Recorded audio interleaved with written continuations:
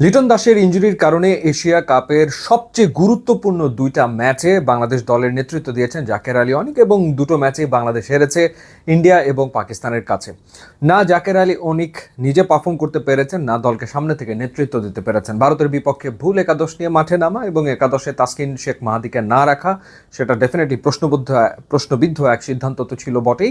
এবং ইন্ডিয়ার বিপক্ষে ওই ম্যাচে তানজিম সাকিব পাওয়ার প্লেতে দুর্দান্ত দুটো ওভার করার পর তাকে বোলিং থেকে সরিয়ে নেওয়া, কিংবা সাইফ হাসান যখন 2 ওভারে মাত্র 7 রান দিলেন তারপরে তাকে আর কন্টিনিউ না করা, সেটা কোনোভাবেই আসলে ভালো ক্যাপ্টেন্সির উদাহরণ তো না।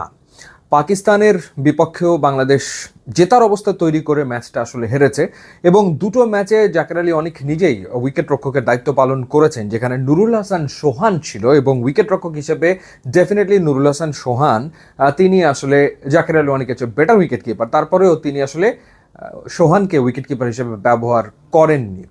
তো পারফরমেন্সের কথা যদি বলি, সবশেষ যে 10টা ম্যাচ খেলেছেন সেই 10টা ম্যাচে জাকের আলী অনিকের রান 100-র মতো, স্ট্রাইক রেট 100-রও নিচে।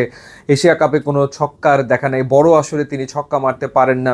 ফিনিশার হিসেবে তার যে রোল, সেই রোলটা তিনি পালন করতে পারছেন না। কিন্তু তারপরেও কোন বিবেচনাতে আসলে তাকে অধিনায়কত্ব দেওয়া হয়েছে সেটা একটা বড় প্রশ্ন।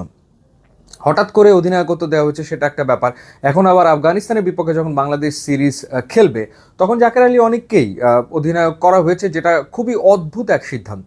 মানে যার দলে থাকাটাই আসলে কনফার্ম না, যে আসলে পারফর্ম করতে পারছে না, যার ইন্টারন্যাশনাল ক্যারিয়ার খুব বেশি সমৃদ্ধ না, খুব বেশি লম্বা না, এখনও টাফ সিচুয়েশনে কিভাবে করে ব্যাট করতে হবে সেই ব্যাপারটাই তিনি রপ্ত করে উঠতে পারেননি, তাকে অধিনায়ক করে ফেলাটা কেন, কি কারণে? মানে অধিনায়কত্বের বিষয়টাকে এতই সহজ হয়ে গেল, যাকে ইচ্ছা তাকে আসলে বিসিবি ক্যাপ্টেন করে দিল। এখন তো বিষয়টা তাই মনে হচ্ছে, বিসিবিতে নির্বাচনের ডামাডোল এবং সবার মনোযোগ সেই দিকে, এবং সে কারণে এদিকে কি খেয়ালই নেই যে কাকে আসলে অধিনায়কত্ব দেওয়া হচ্ছে।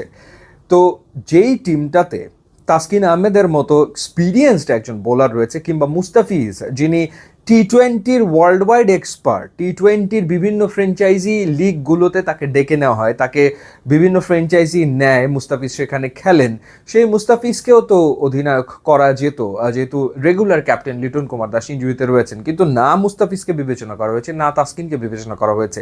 আমরা যদি বিসিবির কন্ট্রাক্টের দিকে তাকাই, সেখানে সবচেয়ে দামি ক্রিকেটার বাংলাদেশের তাসকিন আহমেদ, সবচেয়ে বেশি পারিশ্রমিক দেওয়া হয় তাসকিন আহমেদকে, কিন্তু তাকে অধিনায়ক করা হবে না কেন? কি কারণে তাহলে তাসকিনকে অধিনায়ক করা হবে না, সেটা বিরাট প্রশ্ন। তাসকিন নিজে অধিনায়কত্বের ব্যাপারে কিন্তু আগ্রহ যে একেবারে দেখাননি তা না, বা ফ্র্যাঞ্চাইজি লিগে তাসকিন অধিনায়কত্ব করেন, তো সেই ক্ষেত্রে তাসকিনকে অধিনায়ক করা হয়নি, মুস্তাফিজকেও বিবেচনা করা হয়নি।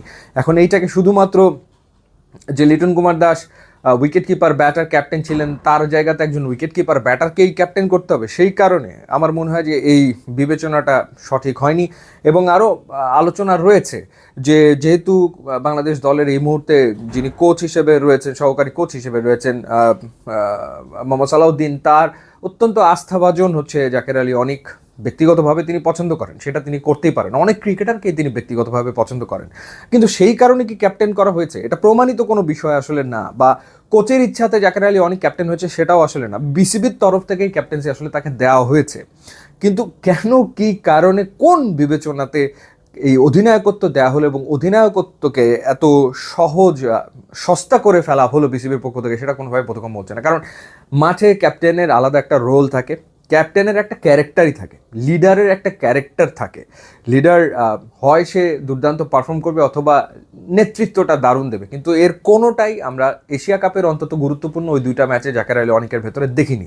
কিন্তু তাকে আফগানিস্তানের বিপক্ষে সিরিজে ক্যাপ্টেন করা হয়েছে এবং বিবেচনা করা হয়নি সবচেয়ে এক্সপিরিয়েন্স যে দুজন ক্রিকেটার, একজনের টি-20-তে 150 উইকেট হয়ে গেছে, আর একজনের 100 উইকেট হয়ে গেছে, তাসকিন কিংবা মুস্তাফিজকে। অবাক হওয়ার মতো। ইউটিউব ইনস্টাগ্রাম লিঙ্ক দেওয়া আছে, আপনারা যোগ দিলে খুবই খুশি হবেন। Thanks for watching.